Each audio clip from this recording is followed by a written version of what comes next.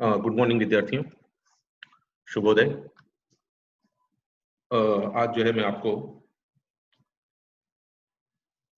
राष्ट्र का स्वरूप, लेखक हैं वासुदेव शरण अग्रवाल। राष्ट्र का स्वरूप जो है आपको मैं पढ़ा रहा हूँ। जैसे कि मैंने बताया था कि भारत में संस्कृति संगम जो दिनकर को मैंने इसमें पढ़ा रहा था, तो उस समय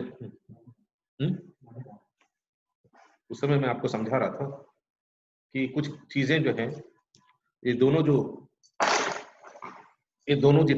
जो पाठ हैं, निबंध हैं, एक दूसरे के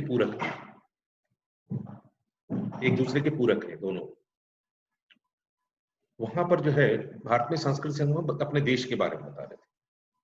इस लेसन में जो है, इस निबंध में जो है आपको कोई भी राष्ट्र, यहाँ पर एक चीज याद रखिएगा, यहाँ जब राष्ट्र कह रहे हैं वासुदेव शरण अग्रवाल, तो एक राजनीतिक और सांस्कृतिक और सामाजिक या धार्मिक या आर्थिक जो भी एक नक्शा होता है देश का, उसके बारे में बता रहे हैं।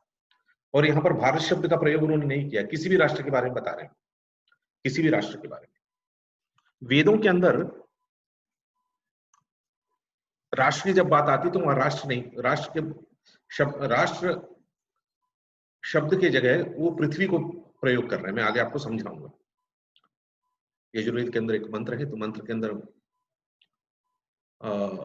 देश की जब बात की जा रही है तो वहां पर किसी देश का नाम लेकर, जैसे क्योंकि हम ये मानकर चलते हैं, आज हम भारत को जो है भारत कहते हैं, हिंदुस्तान भी कहते हैं। अंग्रेजों ने आने के बाद जो है इन्होंने इंडिया भी नाम रखा, और हजारों सालों से हम भारत को भारत ही कह रहे हैं।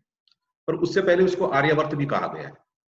आर्यावर्त, जब आर्य यहां पर आए तो उन्होंने इस देश का नाम आर्यावर्त दिया। आज जो हमारा भारत देश है, इसका आज का जो भूगोल है, भूभाग है, इससे बड़ा था उस समय। तो वेदों के अंदर राष्ट्र की बात जब की गई है तो राष्ट्र का मतलब होता है पृथ्वी, पूरी पृथ्वी की बात की गई। जैसे कि मैं आपको समझा दूं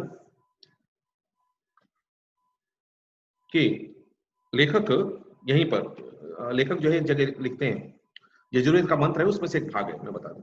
माता भूमि पुत्रोहम पृथिव्याम, ये भूमि जो है माता है, और इस माता का, इस पृथ्वी का मतलब, भूमि का मतलब पृथ्वी, यहां पर इस पृथ्वी का जो पुत्र हूं मैं उसका पुत्र हूं। तो जब राष्ट्र की कल्पना की गई, राष्ट्र की बात की गई, तो यहां पृथ्वी की बात कर रहे हो, किसी पर्टिकुलर जो है भूभाग की बात नहीं कर रहे हैं, पृथ्वी की बात कर रहे हैं। कहते हैं कि माता भूमि, ये भूमि जो है, ये पृथ्वी जो है, ये जो मेरी माँ है, और इस पृथ्वी का जो है मैं क्या हूं, पुत्र हूं। ये वेदों के अंदर, यजुर्वेद के अंदर ये आया है। फिर एक बार बात लिखते हैं, इस पृथ्वी को प्रणाम करते हुए, अर्चना करते हुए लिखते हैं, नमो मात्रे पृथिव्यै, नमो मात्रे पृथिव्यै। मैं माता पृथ्वी को नमस्कार करता हूं, मैं माता पृथ्वी को नमस्कार करता हूं। 2 बार कहा गया, नमो मात्रे पृथिव्यै, नमो मात्रे पृथिव्यै। यहाँ पर भारत माता की बात या अमेरिका की माता की बात या पाकिस्तान की माता की बात नहीं की, पृथ्वी की बात की। तो जब इस निबंध को मैं पढ़ा रहा हूँ तो आप याद रखिएगा कि राष्ट्र का स्वरूप का मतलब यह है कि पृथ्वी है। यहाँ पर एक चीज, जब हम अपने देश की बात करेंगे तब जाकर फिर हम राष्ट्र की बात करें, जब देश की बात करें तो राष्ट्र जो है 2-3 उसकी कल्पनाएं हैं, या 2-3 जो है स्वरूप हैं उसके। एक स्वरूप है कि जिस भूभाग में हम रह रहे हैं, जैसे मैंने आपको पिछले लेसन में बताया था कि जैसे बोलियां होती, भाषाएं होती, तो उसकी बोलियां होती हैं, बोलियों का जो है उपबोलियां होती है। उसी तरह से जो है एक राष्ट्र है जिसको हमने गणतंत्र की कल्पना की, और गणतंत्र को हमने बनाया, जो आज हम मनाते हैं गणतंत्र 26 जनवरी को, गणतंत्र है हमारा। तो गणों का तंत्र है, या गणों का तंत्र का मतलब राष्ट्र के अंदर फिर उपराष्ट्र है, फिर उपराष्ट्र के अंदर फिर और एक, जिसको हम डायलेक्टिकल एरियाज कहते हैं या लैंग्वेजेस कहते हैं, उससे संबंधित जो क्षेत्र होते हैं, मतलब क्षेत्र, उपक्षेत्र, और उपक्षेत्र नहीं फिर उपक्षेत्र। तो ये चीजें हैं, और उनसे ही जो है संस्कृति बनती है, और संस्कृति का परिचय भी उसी रूप से होता है। याद रखिएगा, जो मैंने पिछले निबंध में आपको समझाने की कोशिश की थी और समझाया भी था। तो यहाँ पर जो है इसके लेखक जो है वासुदेव शरण अग्रवाल, वे एक स्वतंत्र लेखक भी रहे, विचारक भी रहे और संपादन के रूप में उन्होंने बहुत सारा काम भी किया। क्योंकि इन्होंने एमए की शिक्षा ली, फिर जो है जब राष्ट्र के स्वरूप की बात कर रहे हैं तो यहाँ पर इन्होंने क्योंकि पीएचडी जो है पाणिनि कालीन भारतवर्ष पर इन्होंने पीएचडी की लखनऊ विश्वविद्यालय से, और वहीं से फिर उनको डीलिट की उपाधि प्राप्त, पीएचडी पहले एमए किया, फिर पीएचडी की, उसके बाद फिर डीलिट की उपाधि उन्होंने प्राप्त की। और उसके बाद जो है ये 1940 के आसपास, 41 के आसपास, ये उस समय जब भारत देश का जो अंग्रेजों गुलाम था, अंग्रेज उसमें जो है पुरातत्व संग्रहालय में, जिसको हम आर्कियोलॉजिकल डिपार्टमेंट कहते हैं, आर्कियोलॉजिकल डिपार्टमेंट में पुरातत्व संग्रहालय में उन्होंने काम करना प्रारंभ किया। उसके बाद जो है वो काम छोड़कर फिर काशी हिंदू विश्वविद्यालय में वो प्रोफेसर भी बने, इंडोलॉजी के प्रोफेसर बने। इंडोलॉजी मतलब जहां पर भारत के बारे में जहां पर रिसर्च हो रहा था, शोध हो रहा था, उसको हमने इंडोलॉजी शब्द को प्रयोग किया। तो उसमें जो है उन्होंने कॉलेज ऑफ इंडोलॉजी में 1951 में वो प्रोफेसर के रूप में आए, और फिर अलग अलग जो है जगह वो काम करते रहे। और इनको जो है क्योंकि ये भारत की संस्कृति के बारे में सोच रहे थे, पाणिनि के बारे में उन्होंने रिसर्च किया। पाणिनीय कालीन भारतवर्ष, अब पाणिनीय कालीन का भारतवर्ष है, मतलब आज कम से कम 2000 साल पहले, याद रखिएगा।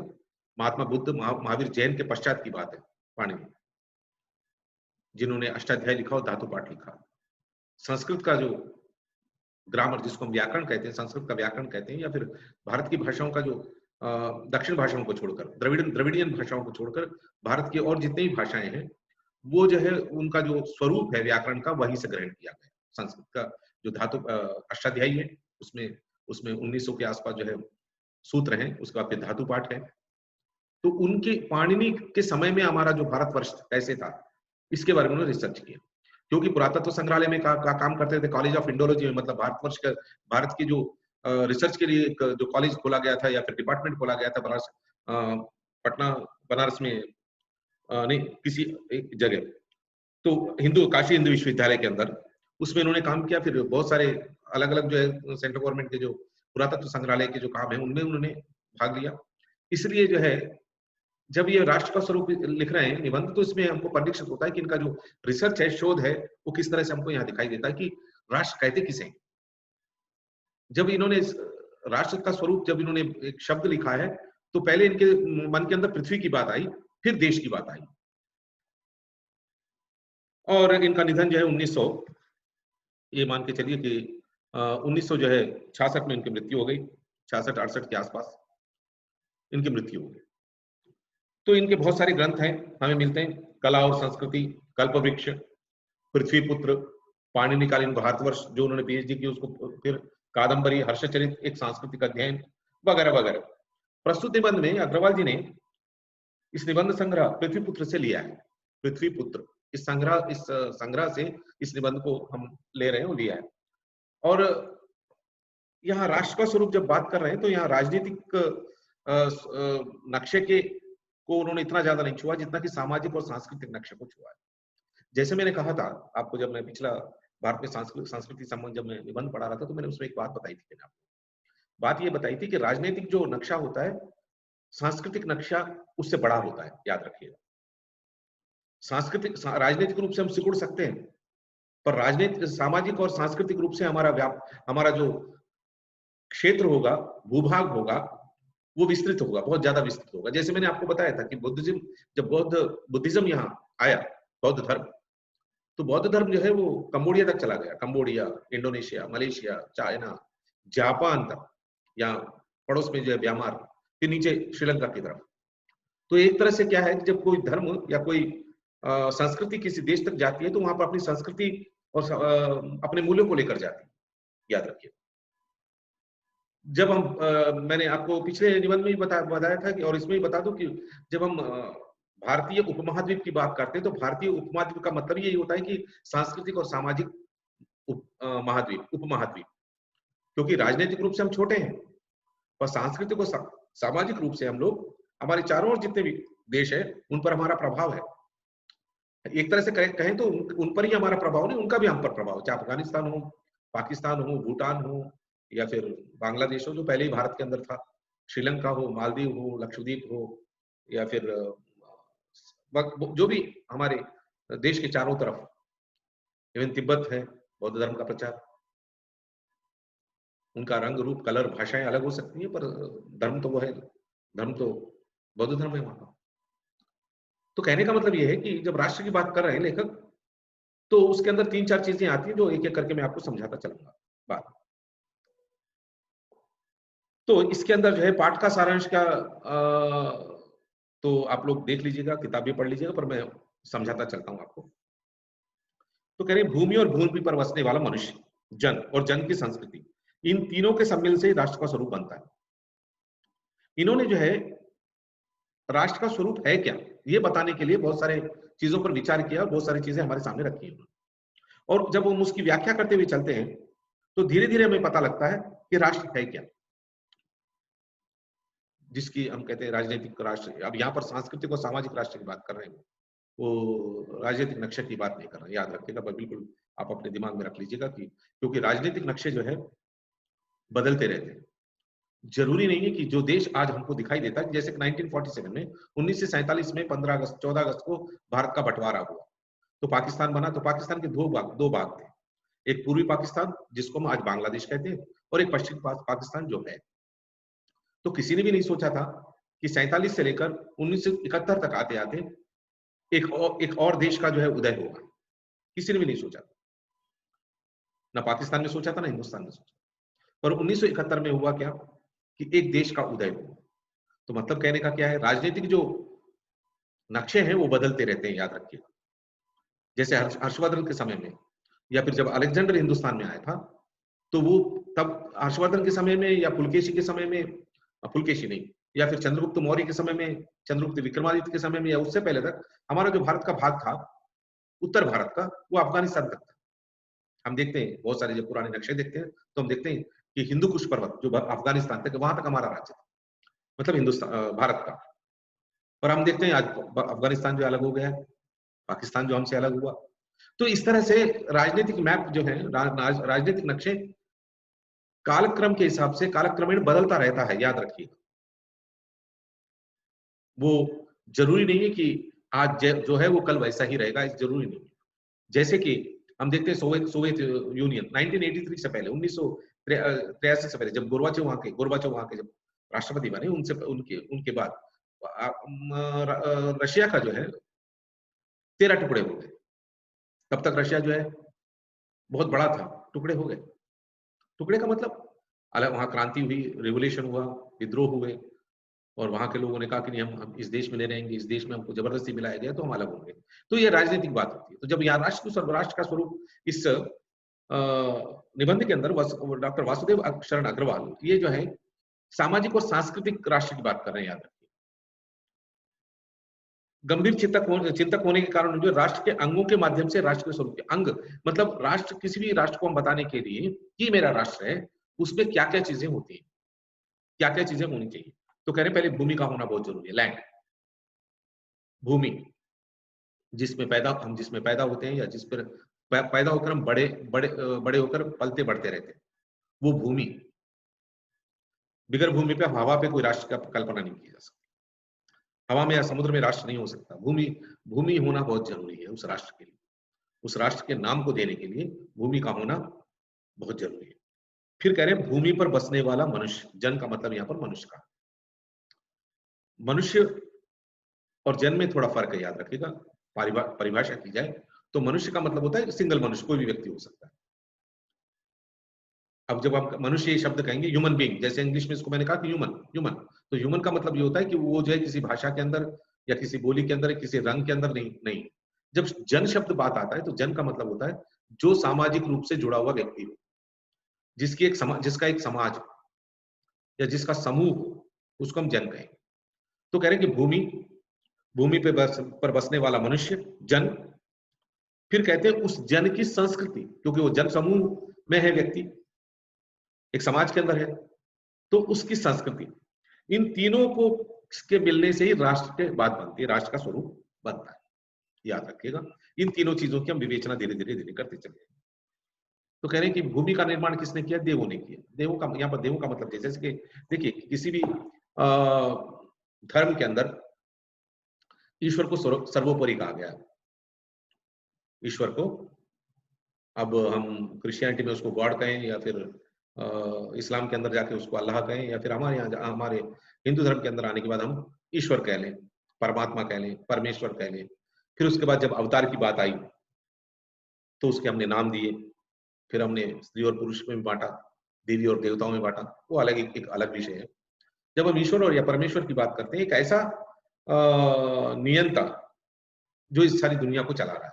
तो कह रहे पृथ्वी का निर्माण किसने किया? देवों ने किया, ये बात आ रही। अभी यहाँ पर देवों ने किया का मतलब यह है कि देव कौन थे?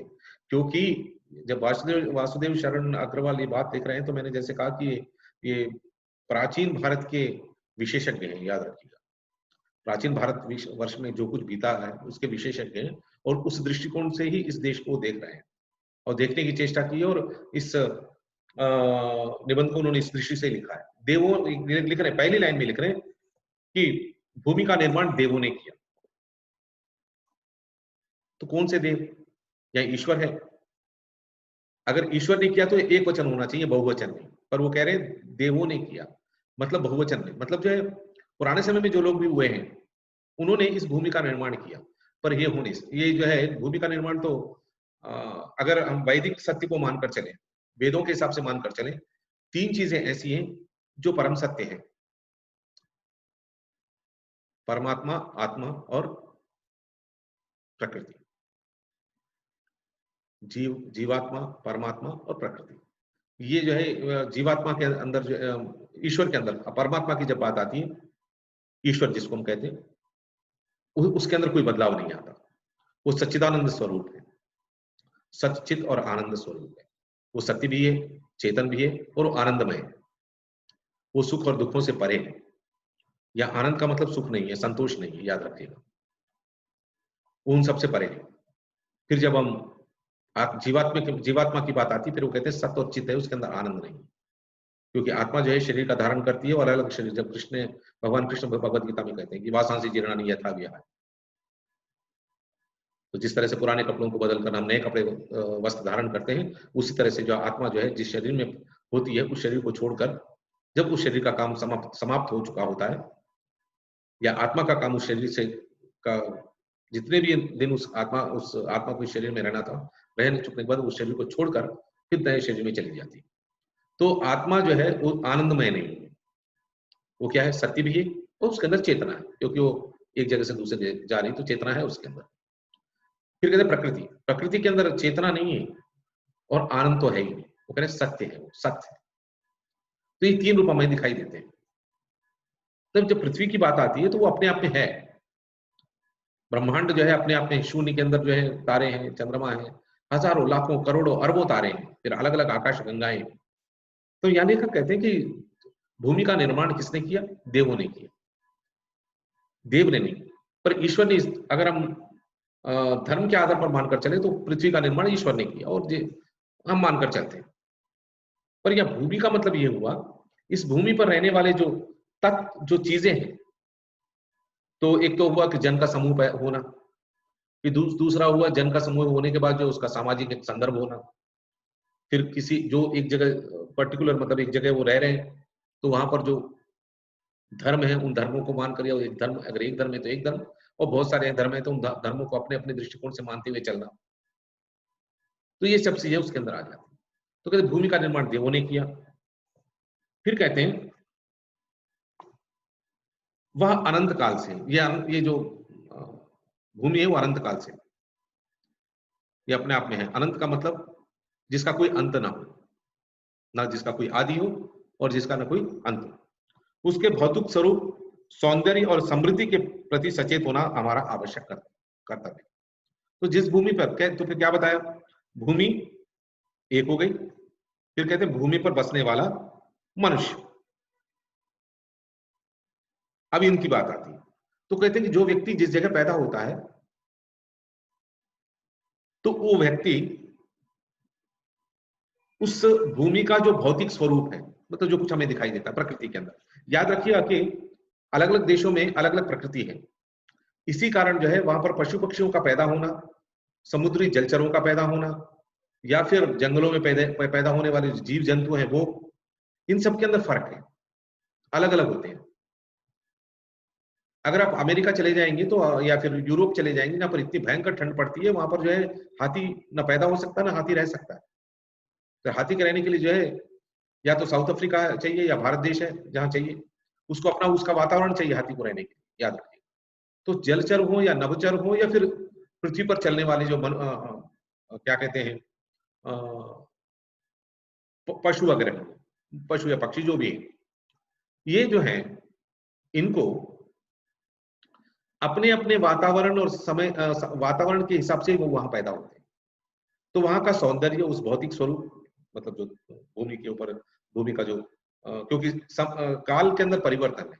काल का मतलब जो है यहाँ पर हम ये जो 3 काल होते हैं ना कि ग्रीष्म काल, फिर बरसात का जो समय होता है वो, और उसके बाद शीतकाल, ये 3 जो काल हैं, ये जरूरी नहीं कि इस पूरी दुनिया के अंदर एक जैसा ही है। अगर हम अंटार्कटिका चले जाते हैं तो अंटार्कटिका में जो है वहां पर 6 महीने तक जो है दिन रहता है और 6 महीने तक जो है रात रहती है। वहां पर आदमी जी नहीं सकता, जीता भी नहीं। कनाडा चले जाएं तो 6 महीने तक वहां बारिश गिरती रहती है, बर्फ गिरती रहती है, वहां सूर्य का उदय ही नहीं हो पाता। फिर बाकी 6 महीनों में सूर्य का उदय होता है। तो पूरी दुनिया के अंदर जो है पूरी दुनिया के अंदर अलग अलग क्षेत्रों में अलग अलग वातावरण है। सो उस अलग अलग वातावरण के कारण क्या है, वहां पर पैदा होने वाला मनुष्य और वहां का भौतिक स्वरूप और भौतिक संस्कृति वहां की, वो अपनी अपनी है। जैसे मैंने आपको निबंध इससे पहले जो निबंध में बताया था कि कन्याकुमारी से लेकर कश्मीर तक और अटक से लेकर कटक तक हमारे यहाँ जो भाषाएं अलग हैं, बोलियां अलग हैं, संस्कृति अलग है, संस्कृति के अंदर जो संस्कृतियां वो अलग है, खाने पीने का ढंग अलग है, उठने बैठने का ढंग अलग है, बोलियां तो है ही, और साथ में कपड़े पहनने का ढंग भी अलग अलग। तो लेखक क्या बताने की कोशिश कर रहा है, भूमि जो हमें देवों ने दी, जो अनंत काल से, ये कोई कल और परसों नहीं बनी, उसके भौतिक स्वरूप और सौंदर्य और समृद्धि के प्रति कह रहे हैं कि हमको सचेत होना बहुत जरूरी है। हम उसको नष्ट करेंगे तो भूमि नष्ट हो जाएगी, तो जब भूमि नष्ट होगी तो हम स्वयं नष्ट हो जाएंगे। तो कह रहे भौतिक सौंदर्य जो है, भौतिक जो स्वरूप है और जो उसका समृद्धि है, उसके प्रति हमें सचेत होना चाहिए। हमें बहुत सोच समझ कर जो है इस धरती पर रहते हुए धरती का जो है वस्तुओं को उपयोग करना चाहिए, ये उन्होंने बताने की कोशिश की। फिर कहते हैं ये पृथ्वी सच्चे अर्थों में समस्त राष्ट्रीय विचारधाराओं पर की जन्मी। अब मैंने जैसे कहा कि जब संस्कृत के अंदर यजुर्वेद के अंदर जो है माता, जब वो कहते हैं कि मैं माता का पुत्र हूं और पृथ्वी जो है मेरी माँ है, जब ये बात कही गई है तो यहाँ पूरी पृथ्वी की बात की गई। जब पृथ्वी अपने अपने आप में अलग अलग हिस्सों में हम लोग बांट लेते हैं मनुष्य के रूप में पैदा होने के बाद, तब राष्ट्र की कल्पना आती है, राष्ट्र की बात आती है, जिसको हम राष्ट्रीयता, राष्ट्र जिसको हम नेशन कहते हैं इंग्लिश के अंदर, फिर कहते हैं नेशनलिज्म, नेशनैलिटी मतलब राष्ट्रीयता की बात। तो कह रहे हैं यह पृथ्वी सच्चे अर्थों में समस्त राष्ट्रीय विचारधाराओं की जननी है। तो ये पृथ्वी क्या है एक्चुअली, पृथ्वी जो है अलग अलग जो राष्ट्रीय विचारधारा है उनकी माता है, ये उनकी माता है। पर एकदम छोटा सा मैं आपको एग्जांपल देता हूं। जब भारत की बात आती है तो भारत माता की कल्पना करते हैं, ओके, पूरी भारत की जो भारत जो है कि हम पुत्र हैं और भारत माता, भारत जो है मेरी माता है। फिर चला तेलंगाना की बात आती है, फिर कहते हैं तेलुगु तल्ली, तो वहां पर भारत माता हुई। और यहाँ पर फिर क्या हुआ, क्योंकि भाषा के आधार पर हमारा राष्ट्र बना, और फिर भाषा के आधार पर एक राष्ट्र के दो जो हिस्से अलग अलग हो गए, क्योंकि डायलेक्टिकल लैंग्वेज जिसको मैंने कहा ना उपभाषा, उपभाषा के आधार पर जो तेलंगाना बना, जो क्षेत्रीय भाषा है, क्षेत्रीय क्षेत्रों में बोली जाती है। और उसके बाद तेलुगु तल्ली, तेलुगु तल्ली जो आंध्र प्रदेश और तेलंगाना की थी, फिर तेलंगाना तल्ली। तो फिर क्या हुआ, अब कॉन्फ्लिक्ट आ जाता है, मतलब सोच में पड़ जाते हैं हम लोग, भाई एक व्यक्ति के दो माताएं हो सकती है, एक तो भारत माता और फिर एक जो हम तेलंगाना में तेलंगाना तल्ली, तेलुगु तल्ली जो हमारी माँ है। तो ये कल्पना जो है एक्चुअली उसका कोई, ये कल्पना एक तरह से इसलिए की गई है कि हम व्यष्टि से समष्टि की तरफ जाते हैं, मतलब छोटे से बड़े की तरफ जाते हैं। जब हम तेलंगाना में हैं, क्योंकि ये तो भारतवर्ष के अंदर ही, भारत के अंदर ही है, पर जब हमारी उपभाषा है जो तेलुगु भाषा बात कर रहे हैं तो हम उसको तेलंगाना तल्ली के रूप में, तेलुगु तल्ली के रूप में बात कर रहे हैं, जो भूगोल हमारा, उसके प्रति हमारी निष्ठा होनी चाहिए। तो इसके प्रति निष्ठा होते हुए क्या भारत देश के प्रति निष्ठा नहीं है? नहीं, वहां पर भी वो तो होगी, क्योंकि व्यापक स्वरूप है। पर जब हम इस देश को छोड़कर कहीं और चले जाते हैं, तो वहां पर भी ऐसा नहीं कि हम वहां पर जाएं और वहां पर काम करें, पर वहां की उस जिस देश में हम काम कर रहे हैं उस देश की जो है उस देश की समृद्धि को या स्वरूप को या फिर वहां की जो चीजों के प्रति हम अन्याय करें, नहीं। क्योंकि फिर वहां पर हम जाते हैं, जैसे ही मैंने कहा हम जब तेलंगाना से भारत की बात करते हैं, तो भारत से जब किसी और देश में जाते हैं तो वो फिर पृथ्वी की बात आ जाती है, समस्त पृथ्वी की बात आ जाती है। तो आप वहां पर जाकर जो है अपने देश से के बारे में सोचेंगे, पर जिस देश में काम कर रहे हैं उसके बारे में नहीं सोचेंगे तो गलत होगा। क्योंकि वो देश जो है, आप किसी कारण गए हो, पर गए तो हैं। वहां रोटी कपड़ा और मकान उस देश आपको दे रहा है, तो उस देश के प्रति आपके मन में विश्वास होना चाहिए और उस देश के प्रति जो है कोई दगाबाजी नहीं होगी आपके मन में। हाँ, आप भारतीय हैं, वो ठीक है। फिर भी तो फिर जब अपने देश को छोड़कर हम किसी और देश में जा रहे हैं, तो वहां आप क्या कर रहे हैं? पृथ्वी की बात है, तो संपूर्ण। इसीलिए जो है यजुर्वेद के प्रथम अध्याय के अंदर मंत्र है, उदार चरितानाम तो वसुदेव कुटुंबकम अयम निजः परो वेति गणनाम लघुचेतसाम अयम निजः परो वेति गणनाम लघुचेतसाम उदार चरितानाम तो वसुधैव कुटुंबकम। वसुधैव पूरी वसुधा को, पृथ्वी को परिवार के रूप में मानकर चले, ये कह रहे हैं ऋषि जो है, ये बात कह रहे हैं। तो हम विस्तार से धीरे धीरे धीरे धीरे छोटे होते चले जाते हैं, और फिर कभी कभी क्या होता है कि हम छोटे से लेकर फिर विस्तरित होते जाते हैं। तो ये जो है भूमि, फिर भूमि पर बसने वाला जन। तो भूमि पर बसने वाला जन कैसे होना चाहिए? तो करें पृथ्वी, राष्ट्रीयता की जड़ें पृथ्वी में जितनी गहरी होंगी उतनी राष्ट्रीय भावों का अंकुर पल्लवित होगा। इसलिए पृथ्वी के भौतिक स्वरूप की आद्योपांत जानकारी प्राप्त करना, मतलब ये जो पृथ्वी पैदा हुई, कैसे पैदा हुई, क्यों है, इसलिए है, इस पर क्या क्या चीजें हैं और क्या क्या स्वरूप है इसका मानना, उसकी सुंदरता के बारे में जानना, उसकी उपयोगिता के बारे में जानना और उसकी महिमा को जब पहचानना बहुत आवश्यक है। अगर इस जब ये उपयोगिता की बात कर रहे हैं, उसकी सुंदरता की बात कर रहे हैं, तो फिर याद रखिएगा पर्यावरण की बात भी कर रहे हैं कि हम अपनी जिस धरती पर हम पैदा हुए हैं, जिस जगह पैदा हुए हैं, वहां का पर्यावरण किस तरह से हम देखें, किस तरह से उस पर्यावरण की, उस धरती की, उस गांव की, गली की हम सुंदरता के बारे में सोचें, उसकी उपयोगिता के बारे में सोचें। तो फिर कहते हैं कि इस कर्तव्य की पूर्ति, क्योंकि इस धरती पर हम पैदा हुए, तो ये धरती हमको कि हमारी माता है, तो उसके प्रति हमारे कर्तव्य है। तो इसकी कर्तव्य की पूर्ति के हजारों प्रकार है, सैकड़ों प्रकार है। जरूरी नहीं है कि अब जैसे कि मैं प्राध्यापक हूं, तो मेरा कर्तव्य है इस देश के प्रति कि मैं अपने कक्षा में जाकर अच्छी तरह से बच्चों को पढ़ाऊं और अच्छे नागरिकों को मैं बनाऊं। तो ये मेरा देशभक्ति का रूप है। दूसरा देशभक्ति का रूप है जो किसान जो है खेतों में काम कर रहा है, खेतों में अन्न उपजाता है, और जिस अन्न से पूरा देश चल रहा है, वो किसान अपने आप में देशभक्त है। एक मजदूर अपनी जगह काम कर रहा है, वो अपने आप में देशभक्त है। और एक सीमा पर जो सैनिक लड़ रहा है, वो अपने आप में देशभक्त है। तो कहने का मतलब क्या है, सैकड़ों हजारों प्रकार से इस देश की, इस पृथ्वी की, यहाँ पर देश के बजाय पृथ्वी की बात कर रहे हैं, पृथ्वी की हम क्या करें? सेवा करें, सेवा होनी चाहिए। पृथ्वी से जिस वस्तु का संबंध है, चाहे वह छोटी हो बड़ी, उसका कुशल प्रश्न पूछने के लिए हमें कमर कसनी चाहिए। याद रखिएगा, यहाँ क्या कह रहे हैं कि पृथ्वी पर पृथ्वी से जिस वस्तु का संबंध है, तो वस्तु क्या, वस्तु जो है पृथ्वी पर जो भी चीजें वस्तुएं हैं, वो सभी वस्तुएं पृथ्वी के अंदर ही है। एक तरह से प्रकृति के अंदर हम पेड़ पौधे देखते हैं, जमीन के अंदर हमें कोयला मिलता है, और बहुत सारे प्रकार के ऑयल मिलते हैं, बहुत सारी चीजें मिलती हैं। पर इन वस्तुओं के प्रति हमारी जो है जानकारी या फिर उपयोगिता या फिर उस वस्तु का किस तरह से कितना प्रयोग किया जाए, इसका हमें जानकारी होनी चाहिए। जब तक हम पृथ्वी का, फिर वो सांगोपांग शब्द, संस्कृत का शब्द है सांगोपांग, का मतलब पृथ्वी के जितने भी अंग या उपंग है, मतलब उपांग या अंग और उपांग का मतलब होता है कि पृथ्वी पर पैदा होने वाली चीजें, या पृथ्वी पर पैदा होने वाली चीजों का मतलब क्या हुआ? पानी भी, बगैर पानी जल, बगैर पानी के हम जिंदा नहीं रह सकते।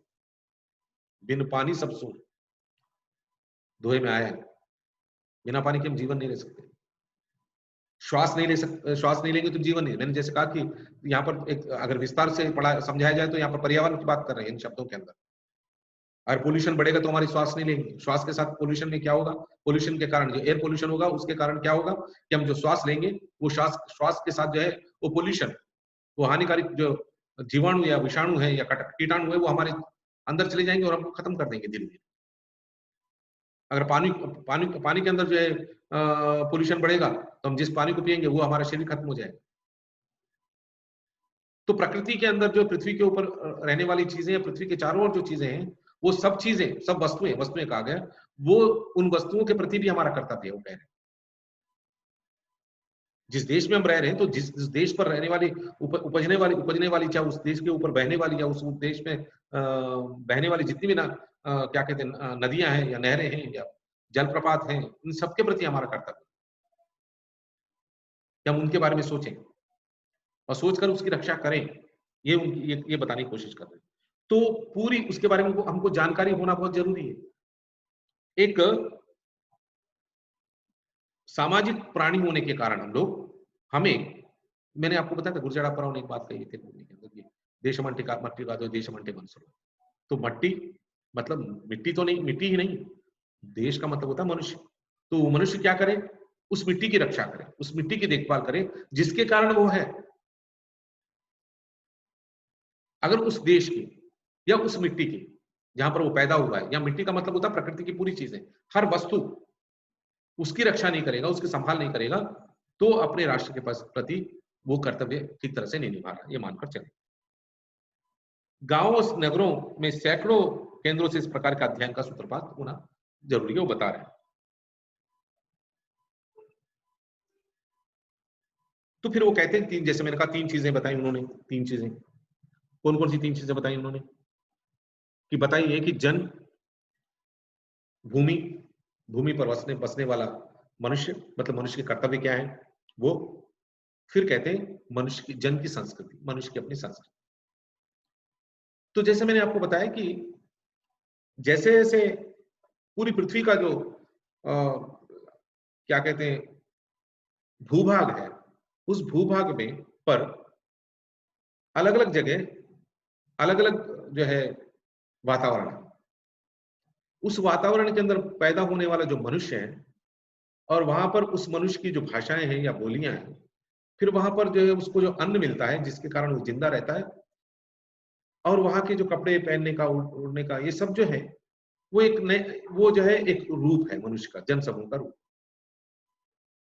यूरोप में रहने वाले व्यक्ति की जो कपड़े पहनने का तरीका या खाने पीने का तरीका जो होगा वो हिंदुस्तान से नहीं मिलेगा और नहीं मिलना चाहिए। हम जो है समशीतोष्ण देश के लोग हैं। समशीतोष्ण का मतलब होता है जहां पर जो है बारिश के समय बारिश होती है, ठंड के समय ठंड गिरती है, और जब गर्मी होती है तो गर्मी होती है। हम तीनों कालों को, तीनों समयों को, तीनों जो वातावरण के अंदर परिवर्तन है हम देखते हैं। तो अगर हम रशिया चले जाएं या यूरोपियन कंट्री में जहां चले जाएं तो वहां पर जो है शीत ज्यादा है, उष्ण कम है। उष्ण मतलब गर्मी कम रहती है और बारिश नहीं। तो वहां की जो है संस्कृति होगी, वहां का जो भूभाग होगा, उस भूभाग का जो सौंदर्य होगा, जो स्वरूप होगा, वो डेफिनेटली एक अलग होगा, इससे नहीं मिलेगा, हमसे नहीं मिलेगा। उसके कारण जो है बोलियों की उत्पत्ति होती है, मतलब भाषा की उत्पत्ति, फिर लिपि की उत्पत्ति हुई, समाज ने जो इन चीजों को उत्पन्न किया। विचारों की उत्पत्ति अलग होती है, विचार पैदा होते हैं। साहित्य के अंदर जो प्रकृति का वर्णन आएगा या पशु पक्षियों का वर्णन आएगा, वो डेफिनेटली है कि वो अलग होगा। जो पक्षी या पशु हमको यहाँ मिलते हैं वहां नहीं मिलेंगे। तो उनके साहित्य में जब वो प्रकृति का वर्णन करेंगे, प्रकृति वहां पर आएगी, तो प्रकृति के अंदर जो उनके फूल हैं, पशु हैं, पक्षी हैं, प्रकृति है, वो अलग होगा। और यहाँ पर जब हम बात करें तो अलग होगा। जब यहाँ की बात वो लोग पढ़ते हैं तो उनको लगता है कि अरे तो अलग ही चीज है। तो ये चीजें आती है। तो क्या कह रहे हैं, भूमि, सबसे पहले भूमि का होना बहुत जरूरी है। फिर कहते हैं भूमि पर रहने वाला जन समूह, या जन समूह का मतलब यही है कि अलग अलग सामाजिक संदर्भ है, अलग अलग सांस्कृतिक लोग, संस्कृति से संबंधित लोग हैं, धीरे धीरे जिसके अंदर धीरे धीरे बदलाव भी होता है, और कभी कभी संस्कृतियां उपसंस्कृति में बदल जाती है, और कभी-कभी संस्कृतियां जो है देश काल और परिस्थितियों से आगे निकलकर भी अपना प्रभाव डालती है। जैसे मैंने पिछले निबंध में मैंने आपको बताया था कि आज हम जो है हिंदुस्तान के अंदर जो है पुरुष जो है ज्यादातर 70% तक, लगभग 60 से 70% जो हम लोग कपड़े धारण करते हैं वो कपड़े जो हमारे हैं ही नहीं, वो वातावरण के हिसाब से मतलब जो है सूटेबल नहीं है और शरीर के हिसाब से सूटेबल नहीं है। बट अंग्रेजों के आने के बाद अंग्रेजी भाषा का प्रभाव, अंग्रेजी संस्कृति का प्रभाव, इस पर उस काम पर प्रभाव पड़ा। और दूसरा कारण ये भी था कि शायद ये कपड़े जो हैं हमारे लिए जो है शायद इजी भी थे। तो इसके कारण क्या हुआ, हमने उसको धारण किया। अब ये हमारी संस्कृति के अंग बन गए। जब हम पहले जब शादियां हुआ करती थी, हम देखते हैं कि आज भी जब शादियां होती हैं हिंदू धर्म के अंदर या कहिए क्रिश्चियनिटी के अंदर या फिर कहिए इस्लाम के अंदर, तो जब इस्लाम का जो वर होता है वो पहनता है क्या, चूड़ीदार पाजामा कुर्ता वगैरह पहनता है। स्त्रियां जो है साड़ियां पहनती हैं। और जब हिंदू पहनते हैं तो हिंदू भी वही धोती कुर्ता या चूड़ीदार पाजामा वगैरह पहनते हैं। और हिंदू स्त्रियां जो है साड़ी पहन के उनकी शादी का होता है। अगर पंजाब में जाए तो वहां पर औरतें जो है चूड़ीदार पाजामा वगैरह पहन के, ओढ़नी लगाकर, ओढ़नी पहनकर शायद विवाह इस तरह से होती है। जब वो फिर वो विवाह होने के बाद जब रिसेप्शन करके, जब कहते हैं ना रिसेप्शन जिसको कहते हैं, तो वहां पर जो है लड़का सूट बूट में आ जाता है, कोट पहन कर आ जाता है, लड़की फिर वही जो साड़ी वगैरह है। तो कहने का मतलब क्या हुआ, संस्कृतियों का प्रभाव, आदान प्रदान एक दूसरे। तो यहाँ लेखक कोई बात फिर बार बार यही कहता है कि जिस भूभाग में हम पैदा हुए उसका सौंदर्य, उसका स्वरूप और उसकी उपयोगिता, ये 3 चीजों को लेकर चलती है। तो इसको इसको संग्रहण करके इसको चलाने वाला कौन है, उस जगह पर पैदा हुआ जनसमूह। जब इन चीजों को लेकर चलेगा तब उसकी एक नई संस्कृति पैदा होगी, जन संस्कृति जिसको कहते हैं, वो पैदा होगी। तो इस तरह से लेखक अपनी इस निबंध के माध्यम से जो है बताने की कोशिश कर रहे हैं कि किस तरह से इसकी व्याख्या कर रहे हैं इस निबंध की। तो इस निबंध को मैं अगली कक्षा के अंदर संपूर्ण करूंगा। तीनों चीजों के बारे में अच्छी तरह बताऊंगा, भूमि पर रहने वाला जनसमूह और उसके बाद उसकी संस्कृति। ये मैं अगले उसमें बहुत बहुत धन्यवाद। Thank you.